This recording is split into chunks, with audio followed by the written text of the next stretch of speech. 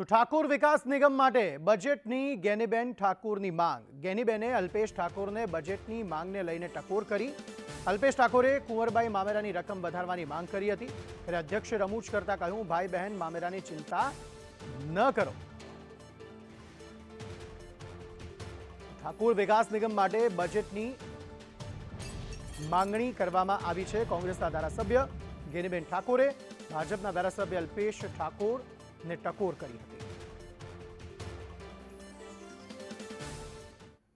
સરકાર પાસે કર્મચારીઓ પૂરતી માત્રામાં હોવાનો ખુલાસો થયો છે। મંત્રી બળવંતસિંહે કિરીટ પટેલના જવાબમાં જણાવ્યું, કાયમી ભરતી ન કરવાનો મુદ્દો ગૃહમાં ગુંજ્યો હતો।